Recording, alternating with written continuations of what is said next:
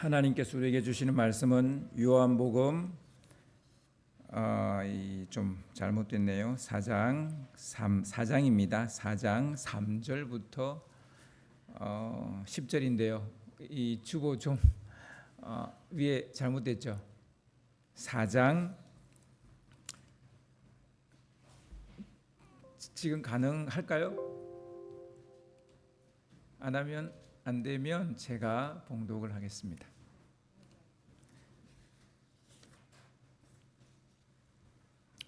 예. 바로 띄워 주셨네요. 예. 제가 여러분과 함께 교독을 해도 되겠네요. 교독을 해도 되겠습니다. 제가 먼저 읽겠습니다. 유대를 떠나사 다시 갈릴리로 가실새 사마리아에 있는 수가라 하는 동네에 이르시니 야곱이 그 아들 요셉에게 준 땅이 가깝고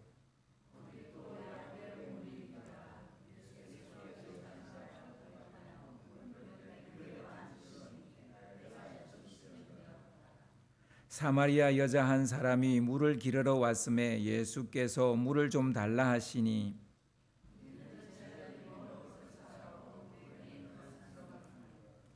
사마리아 여자가 이르되 당신은 유대인으로서 어찌하여 사마리아 여자인 나에게 물을 달라 하나이까 하니 이는 유대인이 사마리아인과 상종하지 아니함이러라.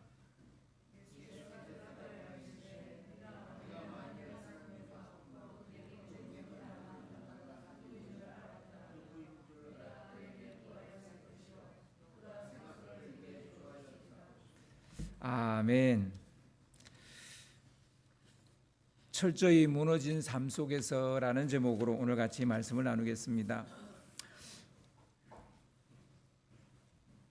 지난번에 쭉 나누었던 말씀들을 약간 되새기면서 오늘 말씀의 배경을 우리가 이야기를 좀 하기를 원합니다.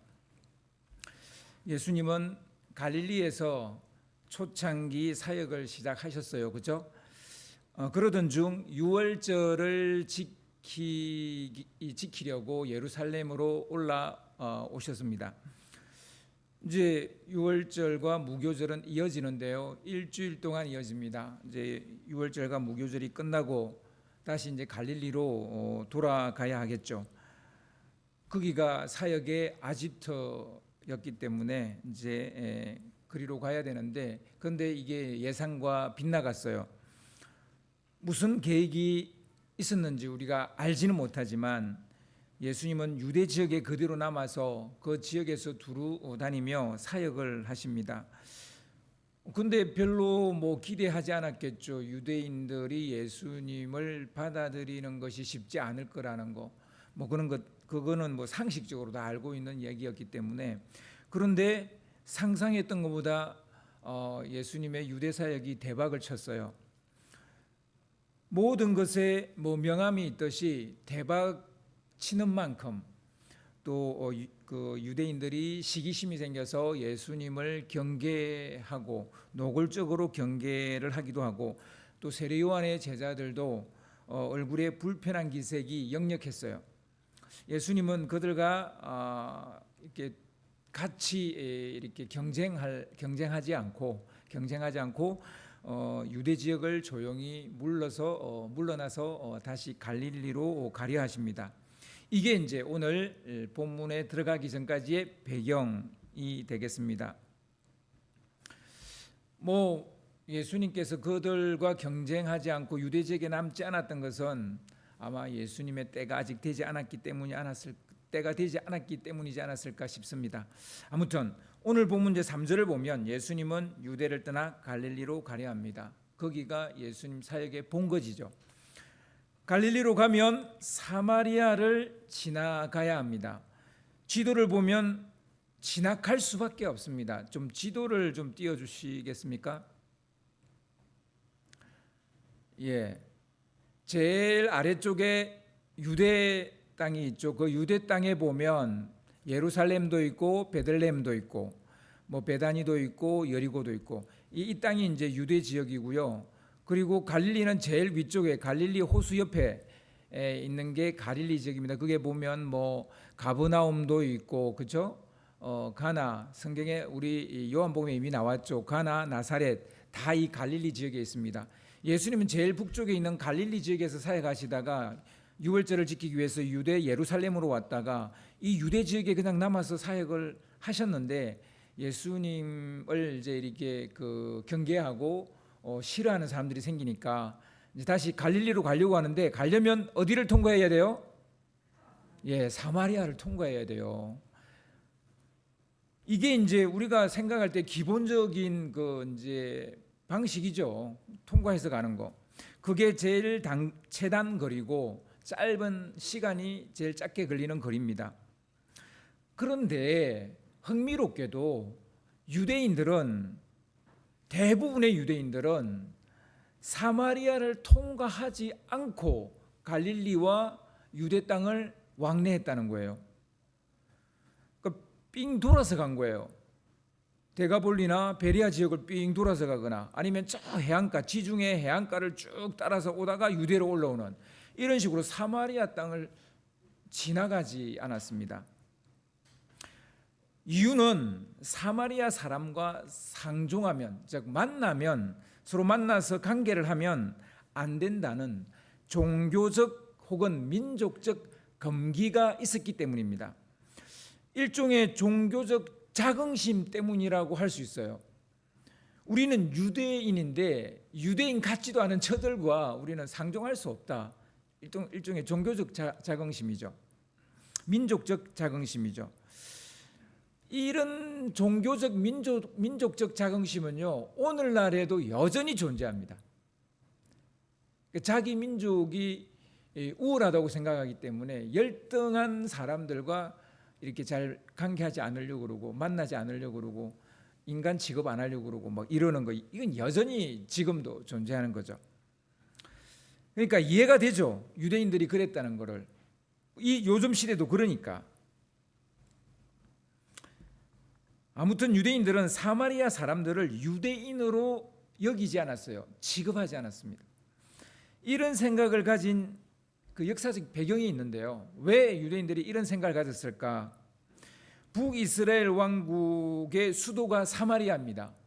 그러니까 이 사마리아라고 말하는 것은 북이스라엘을 의미한다고도 할 수 있고요. 근데 이 북이스라엘 왕국이 아시리아 제국에 의해서 망합니다.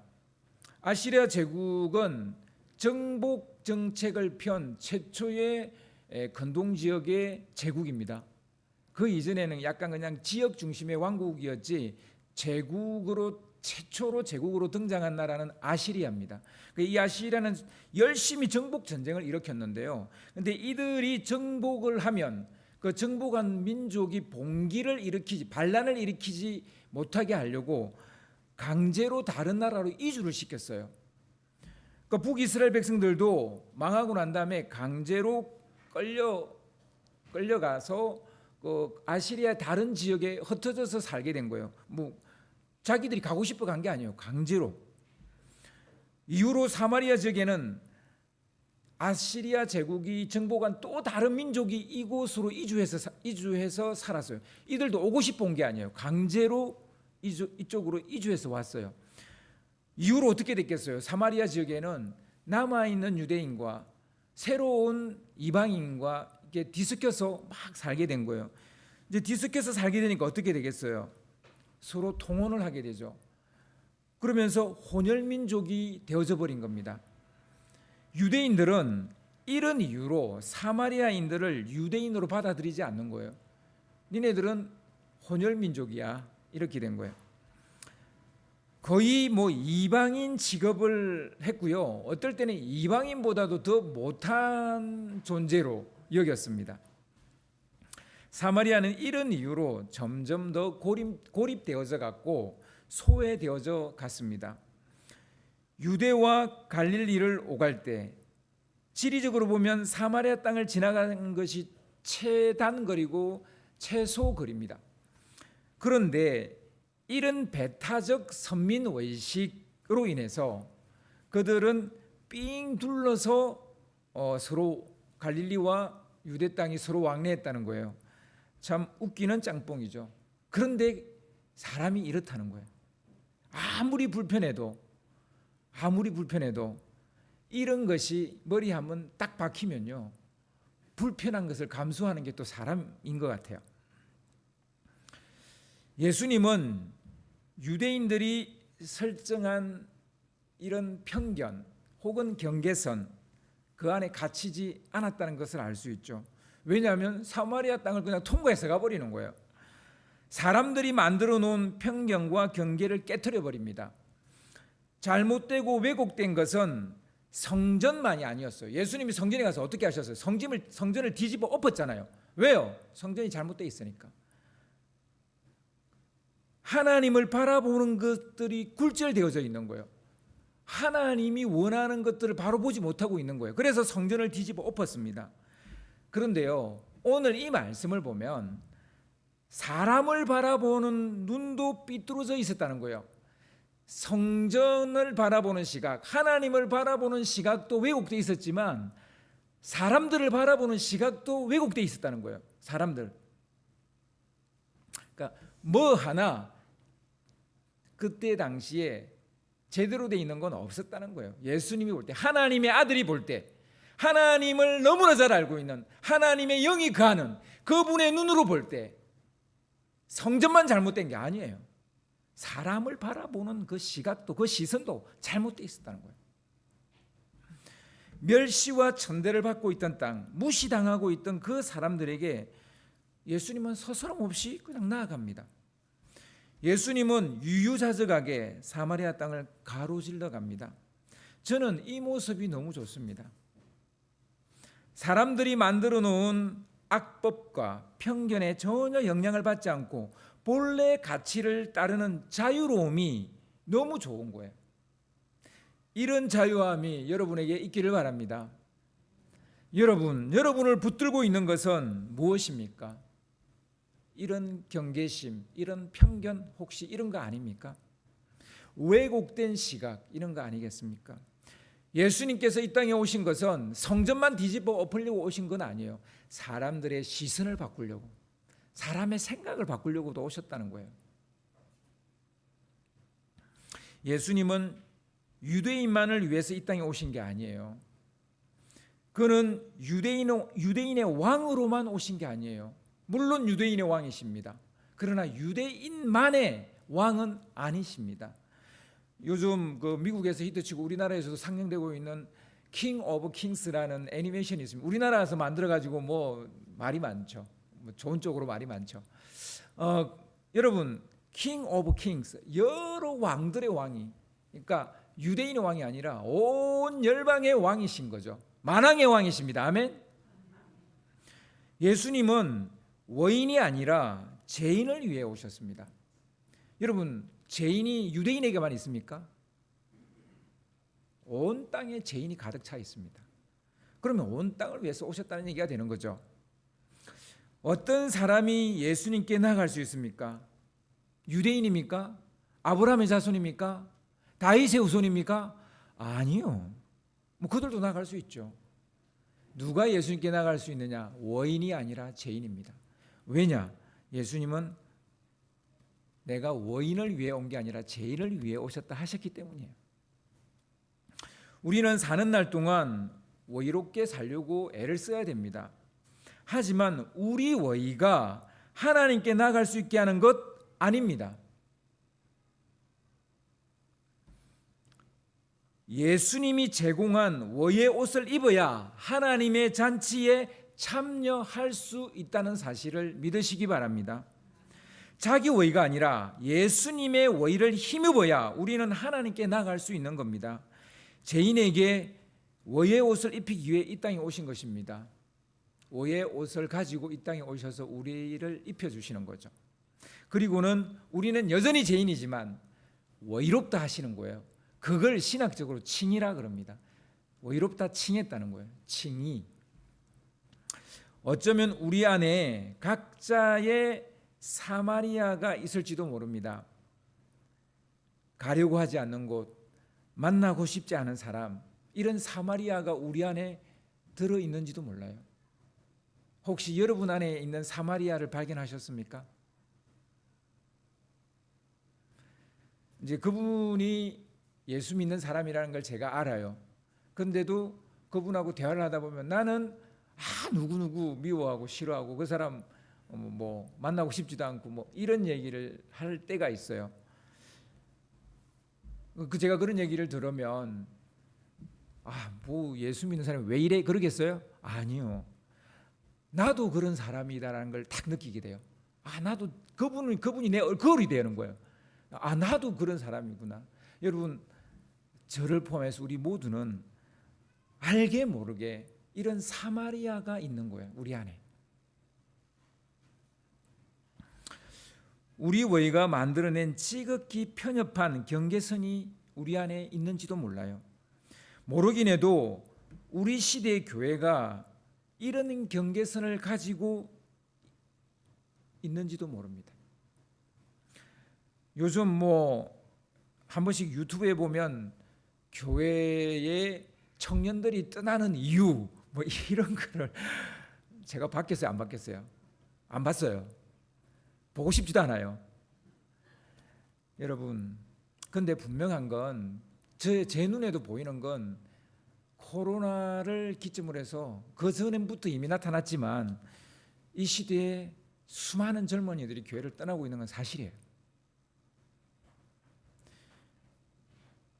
이런 편협한 사고방식이 우리 안에 있는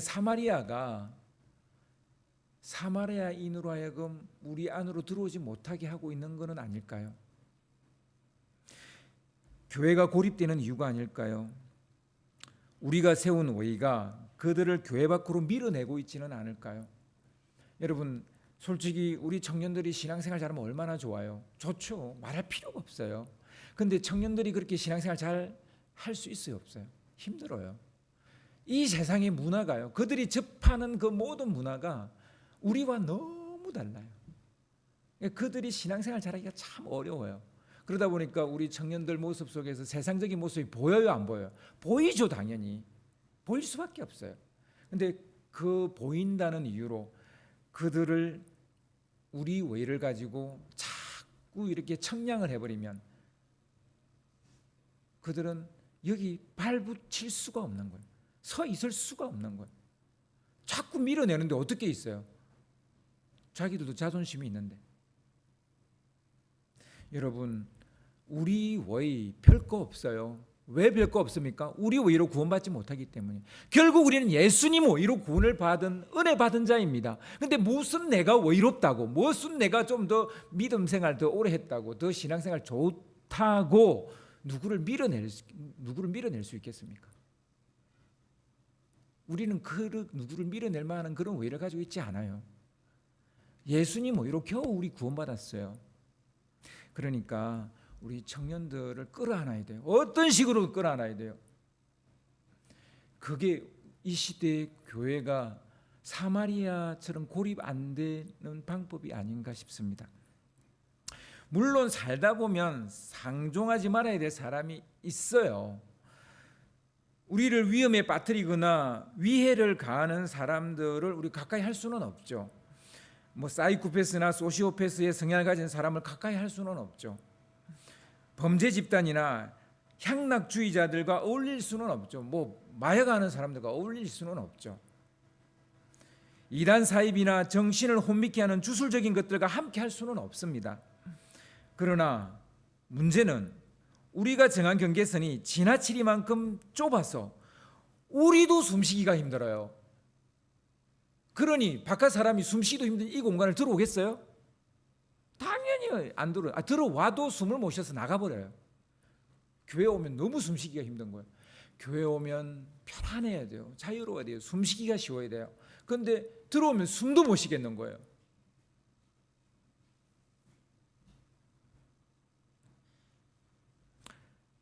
왜 숨쉬기가 어렵습니까? 우리가 만들어 놓은 유대인들처럼 우리가 만들어 놓은 외가 너무 높은 거예요. 이런 것으로 인해 전도의 문이 완전 닫혀버리고 있지는 않나 이런 생각을 해봅니다. 어쩌면 진짜 보석 같은 사람이 사마리아 사람일지도 모릅니다. 하나님이 찾으시는 그 한 사람이 사마리아인일지도 모릅니다. 예수님은 사람들에게 어떤 사람이 선한 이웃인지를 가르쳐 주신 적이 있어요.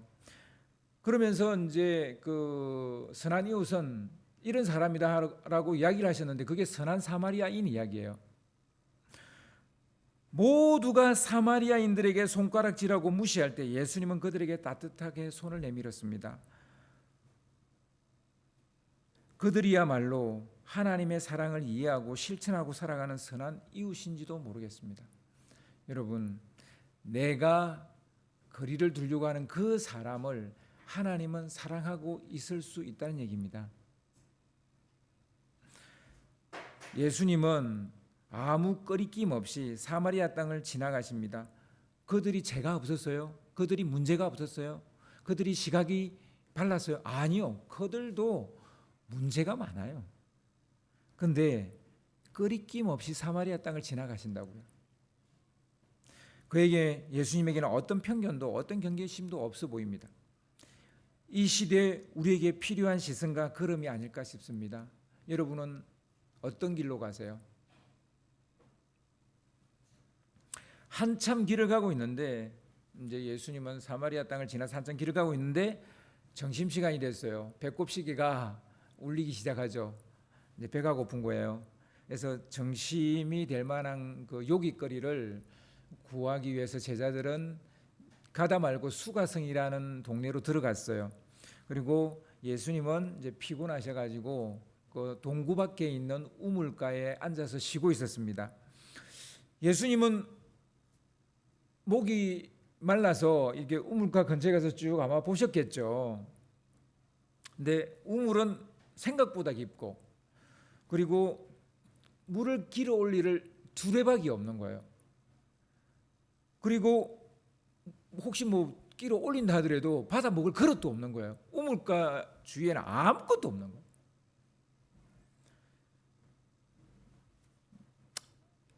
이거는 동네 사람들만 먹을 수 있는 우물인 거예요. 그러니까 지나가는 사람은 그 누구도 먹을 수 없는 우물인 거예요. 동네 사람 외에 그 누구도 이용할 수 없는 우물이 있었던 거예요.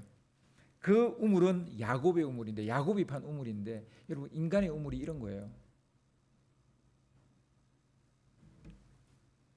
그가 야곱이든 야곱의 아버지든 그 누가 판 우물이든 인간의 우물은 이런 거라고요. 외부인은 일절 사용할 수 없는 우물이나 다름이 없는 거예요. 어쩌면 사마리아 사람들은 이런 식으로 스스로 단절의 그 공간 안으로 들어갔는지도 몰라요. 그 누구에게도 열려있는 마음이 아니라 스스로 담을 쌓고 있는 거죠. 유대인들이 그들을 고립시켰지만 스스로도 고립되어지고 있는지도 모릅니다. 여러분, 의외로 많이 우리 시대에 많이 있는 사람들이 이렇게 집에 이제 들어가서 나오지 않는 이런 사람들이잖아요. 그러니까 이 사람이 집에 틀어박히게 된 거는 누군가가 그를 틀어박히게 했을 수도 있어요. 그런데 본인도 스스로 그렇게 고립을 자초했을 수도 있어요. 그 사마리아인들이 그랬어요. 이것이 우리 시대의 또 교회 모습이 아닐까라고 생각을 해봅니다. 누가 우리를 고립시킨 것이 아니라 우리 스스로가 고립되어지고 있는지도 모릅니다. 여러분, 교회는 누구나 올 수 있는 곳이 되어야 합니다.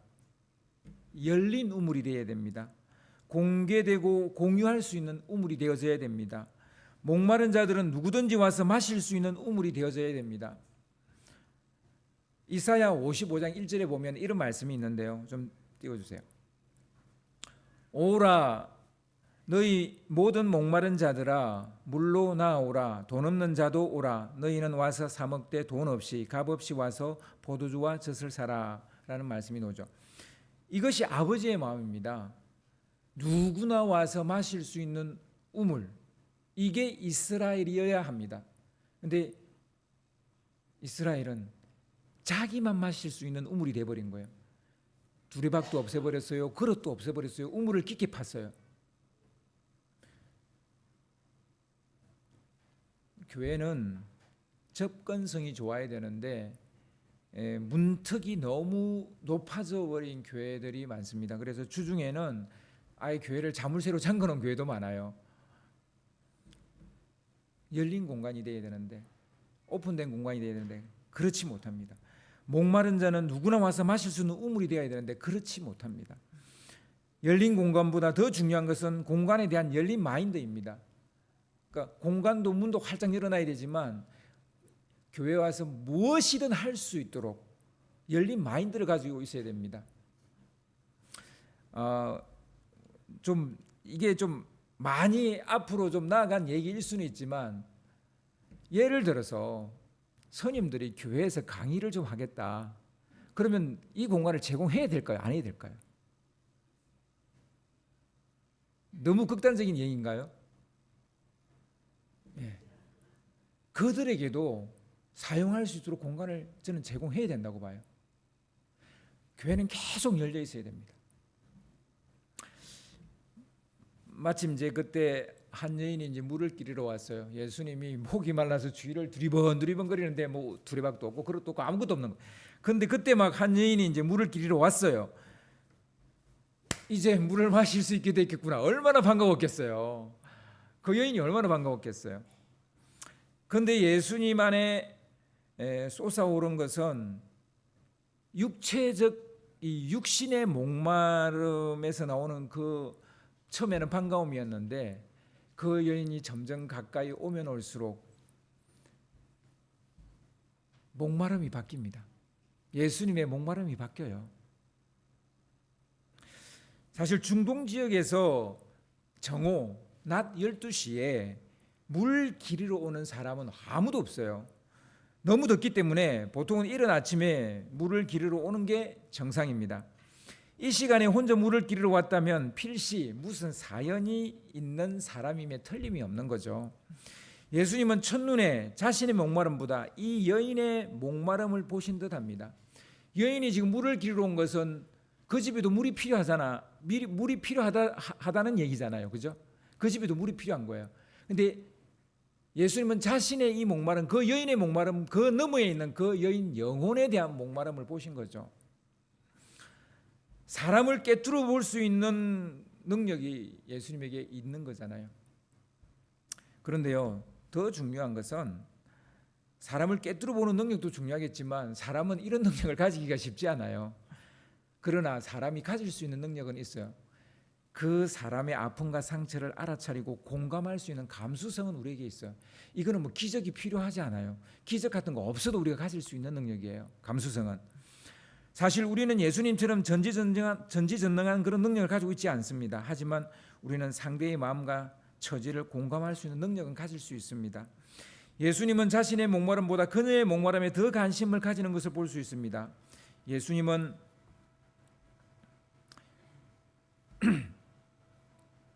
자신의 그 목마름, 그 여인의 목마름, 그 너머에 있는 그 여인의 영혼의 목마름을 보신 거죠. 현실적인 문제를 가지고 대화는 시작이 됩니다. 그렇지만 곧 영혼의 대화로 이 대화가 이어져 간다는 것을 볼 수 있습니다. 우리에게는 이런 능력이 필요합니다. 사실 니고데모는 현실적인 문제를 얘기할 필요가 없어요. 왜냐하면 그는 처음부터 자기의 그 영적인 관심사를 이야기해버렸기 때문에 바로 영혼의 대화로 들어가도 돼요. 그래서 거듭나지 않으면 하나님 나라를 볼 수 없다라는 바로 이 영적인 얘기가 바로 나올 수 있어요. 그런데 이 여인은 그 말을 바로 할 수가 없는 거죠. 그래서 현실적인 문제, 물을 좀 달라 합니다.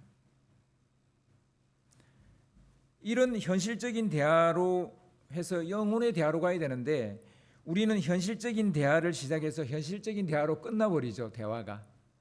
그러니까 영혼의 대화로 가지를 못하는 거예요. 영혼에 대한 부담감을 가지고 살아야 하는데 이런 부담감조차 버거워서 영혼의 대화로 들어가지 못합니다. 친구를 만나든 누구를 만나든 만나면 그냥 현실적인 얘기만 수다 떨다가 2시간, 3시간 수다 떨다가 그냥 현실적인 이야기만 하다가 끝나버린 거죠, 대화가. 그래서 우리에게는요, 영혼의 대화로 바꿀 수 있는 이런 능력이 필요한 것 같아요. 영혼의 부담을 가질 때, 그래서 대화가 바뀌어질 때 우린 진정으로 예수의 제자가 될 수 있을 것입니다. 여기서 중요한 것은 예수가 먼저 말을 걸었다는 사실이죠. 니고데모는 자기가 먼저 말을 걸었어요. 자기가 찾아왔으니까. 그런데 이번에는 예수님이 먼저 말을 거십니다. 삶에 물음이 없는 사람은 없습니다. 뭐 니고데모든 뭐 이 사마리아 여인이든 자기 삶에 물음이 없는 사람이 어디 있겠습니까? 삶에 고민이 없는 사람이 어디 있겠습니까? 누구나 한 보따리 염려와 걱정을 지고 다닙니다. 하지만 어깨를 짓누르는 짐을 처리하는 방식은 좀 다른 것 같아요. 어떤 이는 그 답을 찾아오고 적극적으로 찾아 나서기도 하고, 어떤 이는 누군가 찾아오길 기다리고 있는 사람도 있는 것 같습니다. 성격이나 뭐 성향의 차이일 수도 있지만 그런 것만은 아닌 것 같아요. 보통 그 사람의 사회적 지위와 평판이 다르기 때문에 그럴 수도 있습니다. 지금 이 사마리아 여인은 사회적 평판이 굉장히 나쁩니다. 굉장히 안 좋아요. 그러다 보니 본인이 나서서 영적 목마름을 말할 수가 없는 거예요. 누군가가 말을 걸어오지 않는 이상은 말을 할 수 없는 사람, 그런 사람인 거예요. 뭐 우리 시대에 수많은 사람들이 이 문제에 갇혀 있습니다. 여전히 우리의 문제입니다. 내 직업이 뭐냐에 따라, 내가 하고 있는 일이 뭐냐에 따라, 내 지위가 뭐냐에 따라 우리는 누군가에게 쉽게 다가갈 수도 있고 다가가지 못할 수도 있어요. 근데 이것조차도 우리가 극복을 해야 됩니다. 내 평판이 어떠하든 내 지위가 어떠하든 우리가 물어야 될 질문이 있다면 가서 물을 수 있는 그런 용기가 우리한테 필요하지 않나 싶습니다. 이 세상에 이유 없는 무덤이 어디 있겠습니까? 분명히 이 여인도 먼저 내가 물을 드릴까요? 라고 말하지 않은 데는 이유가 있는 거죠. 무덤도 사연을 안고 있는데 살아있는 사람에게 어찌 사연이 없겠습니까? 다 사연 안고 있죠. 예수가 말을 걸어오자 사마리아 여인은 굉장히 당황스러워합니다. 이 시간에 우물에 낯선 남자가 있는 것도 불편해요. 그 남자가 물을 달라 요청하는 것도 민망스러워요. 그리고 작업 걸어오는 것 같아서 불쾌하기도 했을 겁니다. 게다가 이 여인은 사마리아인이라는 종족적 열등감까지 가지고 있습니다. 여인은 이런저런 이유로 예수에게 물을 주려 하지 않습니다. 그러자 예수님은 그 여인에게 하나님의 선물과 물을 달라 한 이가 누구인지 알게 된다면 도리어 너가 나에게 물을 달라 할 것이다 라고 말합니다. 우리가 예수님께 구하지 못하는 이유가 이런 거예요. 진짜 나를 구해줄 사람이 바로 내 가까이에 계세요. 내 가까이 오셨어요. 그런데도 그분에게 우리가 나아가지 못하는 이유는 두 가지입니다. 하나는 그가 하나님의 선물을 가지고 있다는 걸 모르기 때문이에요. 둘째, 우리에게 말을 걸어오시는 이가 누군지 알지 못하기 때문에, 그가 하나님의 아들이라는 걸 우리가 알지 못하기 때문입니다.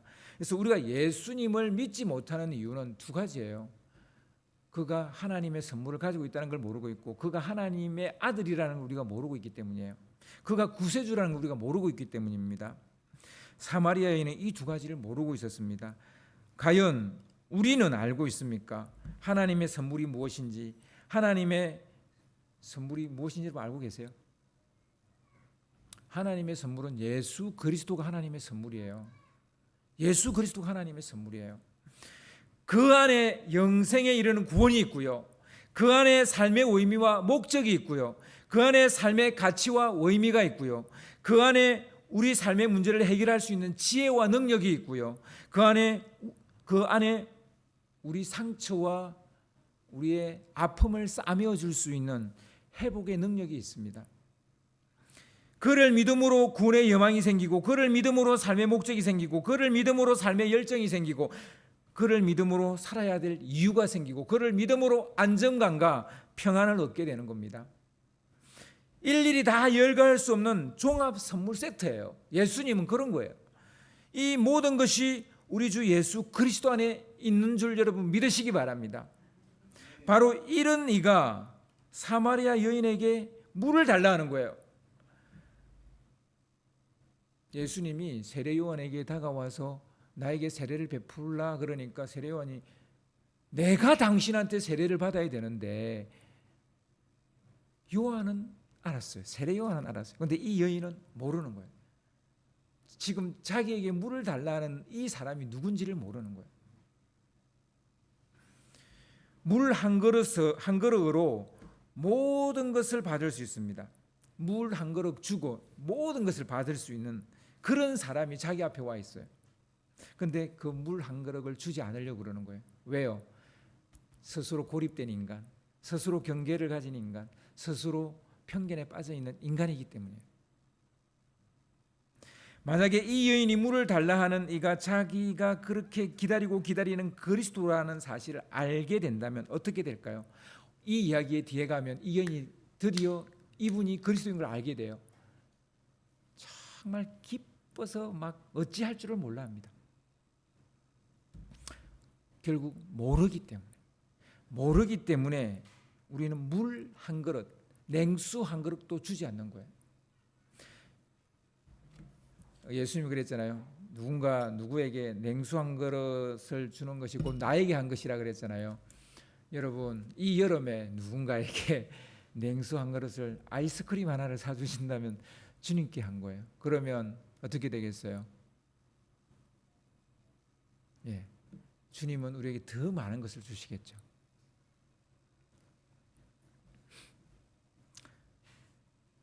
바로 이 예수 그리스도를 우리가 모르기 때문에 우리는 구하지 않는 겁니다. 분명히 영원히 목마르지 않는 물을 우리는 분명히 달라 할 겁니다. 알면. 그런데 이 여인은 안타깝게도 그가 누군지 아직도 모르고 있습니다. 지금 이 분위기로 봐서는 알고 싶어 하지도 않는 듯합니다. 그렇다고 이 여인에게 그리스도가 필요 없습니까? 하나님의 선물이 필요 없습니까? 아니죠. 단지 하나님의 선물과 그 선물을 주는 이가 누군지 알지 못하고 있는 것뿐입니다. 세상의 모든 사람들은 다 그리스도가 필요합니다. 하나님이 필요합니다. 하나님의 선물이 필요합니다. 단지 누가 그걸 주는지를 모르고 있을 뿐이에요. 세상에 이런 사람이 너무 많습니다. 철저하게 무너진 삶을 살고 있지만 자기의 이 무너진 삶을 다시 세울 이가 누군지를 모르고 있는 거예요. 딴 데 가서 막 요구하는 거예요. 무당한테 가서, 나무한테 가서 빌고 그러고 있는 거예요. 이 땅에 발을 딛고 사는 사람 중에 무너진 삶의 영역을 가지고 있지 않은 사람은 아무도 없습니다. 저마다 인생의 무게에 겨워 비틀거리지 않는 사람이 어디 있겠습니까? 모두 다 힘에 겨워 무언가에 기대고 싶지 않은 사람이 어디 있겠습니까? 꼬리에 꼬리를 물고 나오는 염려와 걱정들로 숨쉬기도 벅차지 않은 사람이 어디 있겠습니까? 아무리 애쓰고 용을 써봐도 여전히 해결되지 않는 문제 앞에 무기력에 빠져 보지 않은 사람이 어디 있겠습니까? 다 우리는 이런 사람들이에요. 그런데 우리는 이렇게 무너져 있고 아무것도 아닌 보잘것없는 우리임에도 불구하고 이런 우리는 인정하지 않는 거예요. 아직도 혼자서 동분서주만 하고 있습니다. 혼자서 벽을 쌓고 자기를 숨기고만 있습니다. 오늘 말씀이 우리에게 던지는 백만불짜리 지혜는 철저히 무너진 자신을 인정하라는 거예요. 철저히 아무것도 아니라는 것을 인정하라는 거예요. 예수님께서 이 여인에게 거울을 들이미는 거예요. 너 자신을 바라보라고. 너가 어떤 사람인지. 너도 나를 알았다면 도리어 나에게 물을 달라 했을 거라고. 주님께 물을 달라고 한다면 우리가 있으려면 우리는 철저히 무너진 우리 자신을 볼 수 있어야 됩니다.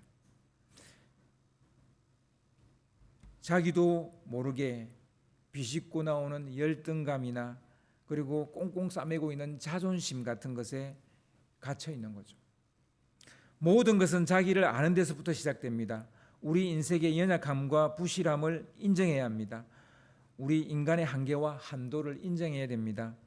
바로 거기서부터 은혜의 강이 흐르게 되고 바로 거기에서부터 영원히 목마르지 않는 생수를 우리가 얻을 수 있게 되는 줄 믿으시기 바랍니다. 오늘 이 말씀을 생각하시면서 우리 찬양하기를 원합니다.